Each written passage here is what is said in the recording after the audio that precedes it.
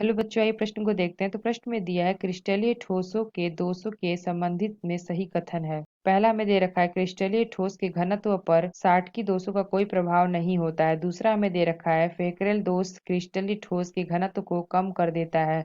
तीसरा हमें दे रखा है फेकल दोष एक स्थान भ्रष्ट दोष है।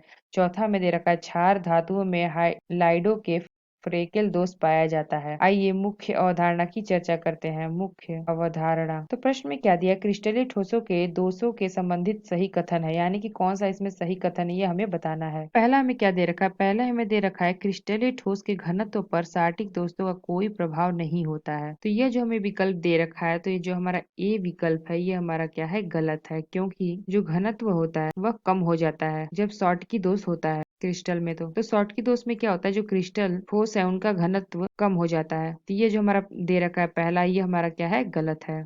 तो दूसरा हमें क्या दे रखा है, फ्रेकल दोष क्रिस्टलीय ठोस के घनत्व को कम कर देता है। तो ऐसा नहीं होता है, क्योंकि फ्रेंकल दोष में जो धनायन होता है उसका जो अपना जालक बिंदु होता है उससे वह हट जाता है और वह हट के अंतरकाशी स्थल में पहुंच जाता है। तो यहाँ पे ऐसा नहीं है कि जो धनायन है और ऋणायन है वह क्रिस्टल से बाहर निकल गया। इस वजह से जो हमारा फ्रेंकल दोष में क्या होता है, क्रिस्टलीय ठोसों के घनत्व कोई भी परिवर्तन नहीं होता है। तो ये जो हमारा बी विकल्प दे रखा है ये भी हमारा क्या है, गलत है। फ्रेंकल दोष क्रिस्टलीय ठोस के घनत्व को कम कर देता है, यह विकल्प हमारा गलत है। तो तीसरा हमें क्या दे रखा है, फ्रेंकल दोष एक स्थान भ्रष्ट दोष है। तो यह जो हमारा दे रखा है विकल्प, ये हमारा विकल्प सही है। तो यहाँ पे क्या दिया है, स्थान भ्रष्ट, इसका अर्थ क्या होता है अगर हम इसको चित्र के माध्यम से समझें तो ये हमारा चित्र है। तो यहाँ पे हम चित्र में देख सकते हैं कि A प्लस जो हमारा आयन था वह अपने जालक बिंदु से हट यहाँ पे अंतरकाशी स्थल में आ गया है। तो यहाँ पे जो हमारा A प्लस है इसका जालक बिंदु कहाँ पे था, यहाँ पे था। इसको यहाँ पे स्थित होना चाहिए लेकिन ये क्या हो गया, अंतरकाशी में आ गया है। तो इस प्रकार के दोष को हम क्या कहते हैं, स्थान भ्रंश कहते हैं। तो जो हमारा सी विकल्प है यह क्या है, सही है।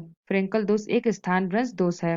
और हमें क्या दे रखा है, डी हमें दे रखा है क्षार धातुओं के हाइलाइड में फ्रेंकल दोष पाया जाता है। तो जो हमारे फ्रेंकल दोष होते हैं ऐसा नहीं है कि वो केवल क्षारीय धातु के हाइलाइडों में ही पाए जाते हैं। तो यह सामान्यतः उन यौगिकों में पाए जाते हैं जिसमें कि हमारा ऋणायन और धनायन होते हैं। उनके परमाणविक त्रिज्या में उनके बहुत अंतर हो। जैसे कि कोई हमारा ऋणायन है वो बहुत बड़ा होना चाहिए, उसकी परमाणविक त्रिज्या अधिक होनी चाहिए, और धनायन की परमाणविक त्रिज्या कम होनी चाहिए। तो इस प्रकार क्या होगा, धनायन और ऋणायन में परमाणविक त्रिज्याओं में बहुत अधिक अंतर होगा, तब उन यौगिकों में यहाँ फ्रेंकल दोष पाया जाएगा। तो जो हमारा डी विकल्प है ये भी हमारा गलत है। तो हमें क्या दे रखा था, क्रिस्टलीय ठोस में दोषों के संबंध में सही कथन कौन सा है।